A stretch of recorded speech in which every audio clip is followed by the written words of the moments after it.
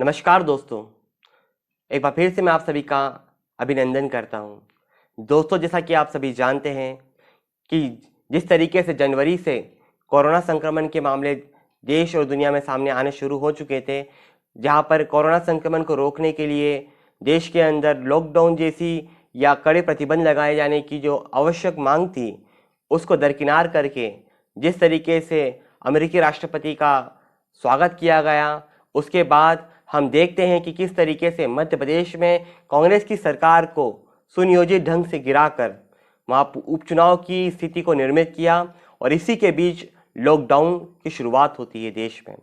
दोस्तों, कोरोना योद्धा का दिखाते हुए देश के तमाम जो नर्सिंग स्टाफ है, जो तमाम डॉक्टर्स है, पैरामेडिकल स्टाफ है, जो फार्मासिस्ट हैं, इनको कोरोना वॉरियर्स की उपाधि देकर उनके लिए तालियां और थालियां बजवाई। लेकिन आज हम देख रहे हैं कि कोरोना संक्रमण से लड़ाई के बीच ही इन तमाम जो योद्धा रहे हैं, जिन्होंने अपने जीवन को संकट में डालकर बिना डरे संघर्ष करते हुए आम जनमानस के जीवन को बचाने के लिए जद्दोजहद की, आज हम देख रहे हैं कि देश के अलग अलग हिस्सों में, खासकर मध्य प्रदेश के अंदर हम बात करेंगे कि 6000 से ज़्यादा कोरोना वॉरियर्स को उनकी नौकरियों से निकाल दिया गया है। पिछले कई दिनों से मध्य प्रदेश के 6000 से अधिक कोरोना वॉरियर्स जो है अलग अलग राज्य जिलों के अंदर अपने विरोध प्रदर्शन जारी रखे हुए थे। लेकिन जब पिछले कई दिनों से इन्होंने देखा कि सरकार की उनकी इस आंदोलन की तरफ कोई भी मतलब पॉजिटिव तरीके से अप्रोच नहीं जा रही है, तब उन तमाम निराश कोरोना वॉरियर्स ने मध्य प्रदेश की राजधानी भोपाल में पिछले 2 दिनों से धरना प्रदर्शन का आयोजन किया था। आज 3 दिसंबर को पूरे देश भर के अंदर किसान आंदोलन के रूप में कॉरपोरेट विरोधी दिवस का आयोजन किया जा रहा था, जहां All India Democratic Youth Organisation के पूरे देश भर के अंदर इस किसान आंदोलन के अंदर समर्थन कर रहे थे। वहीं साथ ही साथ मध्य प्रदेश की राजधानी भोपाल में All India Democratic Youth Organisation और मूवमेंट अगेंस्ट अनएम्प्लॉयमेंट फोरम और कोरोना स्टाफ जो रहा है, कोरोना के खिलाफ में जो योद्धा रहे हैं, इन लोगों की लड़ाई को लड़ा जा रहा था। देखते ही देखते 3 दिसंबर की शाम तक मध्य प्रदेश के अंदर मुख्यमंत्री के इशारों पर इस कोरोना संक्रमण के खिलाफ में लड़ने वाले कोरोना वॉरियर्स का शांतिपूर्ण ढंग से चल रहा आंदोलन को दमन करने के लिए मुख्यमंत्री शिवराज सिंह चौहान के इशारों पर, जिनके इशारों पर मंदसौर के अंदर किसानों के ऊपर गोलियां चलवाई गई थी, उन्हीं शिवराज सिंह चौहान की सरकार में उन्हीं के इशारों पर शांतिपूर्ण ढंग से आंदोलन कर रहे कोविड स्टाफ के ऊपर जो है लाठीचार्ज करने के आदेश दिए गए। दोस्तों, इस घटनाक्रम के अंदर करीब 600 से अधिक कोरोना वॉरियर्स की गिरफ्तारियां होने का अनुमान सामने आया है। अभी भी कई सैकड़ों जो है कोरोना वॉरियर्स जेल के अंदर बंद है और उसमें हम लोग सुनने में आ रहा है कि उसमें कुछ लड़कियां गर्भवती भी हैं, जिनके ऊपर जो है लाठीचार्ज का प्रयोग किया गया। कई सारे जो छात्र हैं, नर्सिंग स्टाफ है, फार्मासिस्ट है, डॉक्टर्स है, उनके फ्रैक्चर होने की भी खबरें आ रही है। दोस्तों, All India Democratic Youth Organisation AIDYO के राज्य सचिव मंडल के सदस्य धीरेन्द्र शिवहरे भी अरेस्ट किए गए हैं। साथ ही मूवमेंट अगेंस्ट अनएम्प्लॉयमेंट की नेता आरती शर्मा को भी गिरफ्तार किया गया है। दोस्तों, एक तरफ जहां पूरा देश का किसान आंदोलन कर रहा है, वहीं मध्य प्रदेश की भाजपा सरकार नौजवानों के खिलाफ में रोजगार विरोधी नीतियों को लाकर नौजवानों को रोजगार से बेरोजगार बनाने के ऊपर आमादा नजर आ रही है। आप इस वीडियो में अगली तस्वीरों में देखेंगे कि किस तरीके से वहां पर ब्रूटल अटैक हुआ है काफी कोविड स्टाफ के ऊपर। कोरोना वॉरियर जिन्हें प्रधानमंत्री संबोधित करते थे।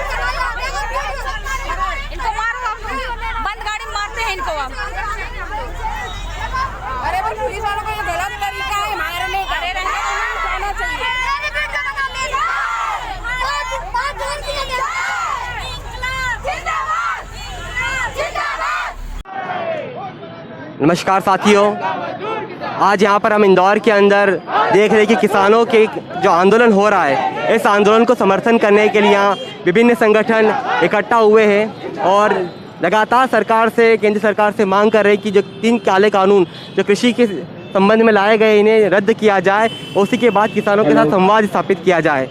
आज यहाँ पर हम लोग देख रहे हैं कि अलग अलग संगठनों से लोग इकट्ठा हुए। अभी हम बात करेंगे, यहाँ पर हमारे साथ में मौजूद है मूवमेंट अगेंस्ट अनएम्प्लॉयमेंट और All India Democratic Youth Organisation से रविंद्र परिहार सर, जो बेरोजगारी को लेकर पूरे मध्य प्रदेश के अंदर आंदोलन को संचालित कर रहे हैं। आइए हम उन्हीं से सीधे बात करते हैं। जो केंद्र और राज्य में सर, आप लोग यहाँ पर आज आंदोलन के लिए शामिल हुए हैं।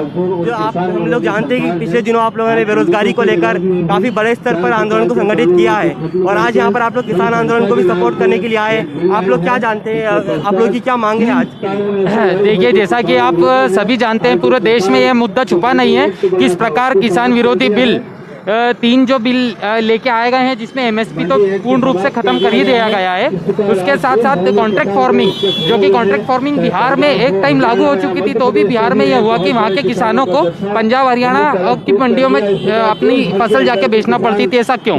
हमें इस चीज़ को ध्यान में रखना होगा। उसके साथ साथ ये जो बीजेपी गवर्नमेंट है, हम इस चीज़ को देख रहे हैं कि जब से ये सत्ता में आई हैं, केंद्र में आई हैं, रोजगार को, इन्हें शासकीय रोजगार को पूर्ण रूप से खत्म किया है। आज एक जन आंदोलन को दबाया जा रहा है।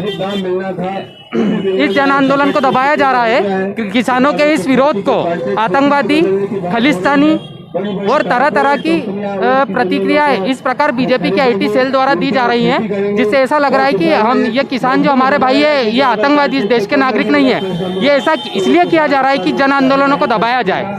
जन आंदोलनों को इसलिए दबाया जा रहा है कि हमारी आवाज़ जनता तक ना पहुंचे, मीडिया उस चीज़ का अच्छे से कवर ना करे। परंतु आज पूरा देश जान चुका है कि यह किसी पॉलिटिकल पार्टी का आंदोलन नहीं है। इसीलिए मूवमेंट्स अगेंस्ट अनएम्प्लॉयमेंट की टीम यहाँ पर सभी उपस्थित है।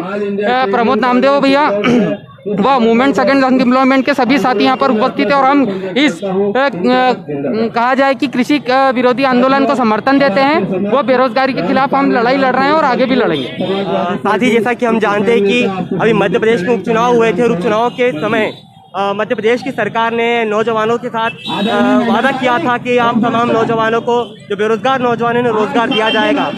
चुनाव के समय में भर्तियां भी निकाले जाने की बात चल रही थी। आज आप लोग क्या देख रहे हैं कि सरकार, जब भारतीय जनता पार्टी की दोबारा मध्य प्रदेश में बन चुकी है, इसके बाद सरकार रोजगार देने के लिए क्या कर रही है? देखिए, मैंने आपको अभी भी कहा कि बीजेपी गवर्नमेंट कर्मचारियों का दमन करती है। शासकीय सेवाएं ये पूर्ण रूप से खत्म करना चाहते हैं। इन्होंने कहा कि हम वैकेंसी देंगे।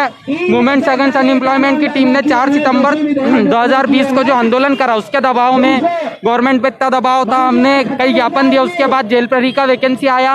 अभी ग्रुप 2 सब ग्रुप 4 का वैकेंसी आया। उस वैकेंसी में हम ये देख रहे हैं कि पदों की संख्या बहुत ही कम है। आप देखिए, यानी फर्म और सोसाइटी में निरीक्षक के सिर्फ 2 पद है। यानी ये किस प्रकार का हमारे साथ मजाक किया जा रहा है। हमें कोई रोजगार नहीं दिया जा रहा है, पूर्ण रूप से भ्रम में रखा जा रहा है।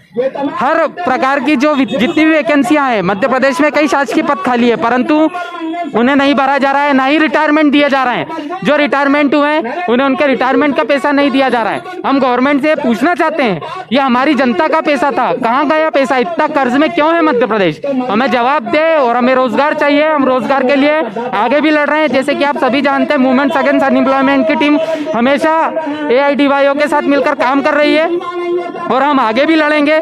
एक बहुत ही बड़ा आंदोलन जो कि हम भोपाल में आयोजित करने जा रहे हैं, आप सभी को इसकी जानकारी मिल ही रही है।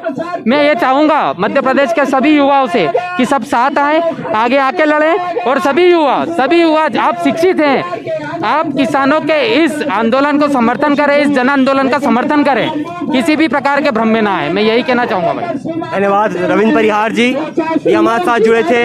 मूवमेंट अगेंस्ट अनएम्प्लॉयमेंट के नेता और नौजवानों के जिस तरीके से ये आंदोलन को संचालित कर रहे हैं, संगठित कर रहे हैं, और इन्हें विश्वास है कि आने वाले दिनों में मूवमेंट अगेंस्ट अनएम्प्लॉयमेंट और All India Democratic Youth Organisation की कमेटियां मध्य प्रदेश में पहले से काफ़ी ज़्यादा बड़े संख्या के अंदर नौजवानों की रोजगार की मांग को लेकर आंदोलन को आगे बढ़ाएगी। धन्यवाद साथियों।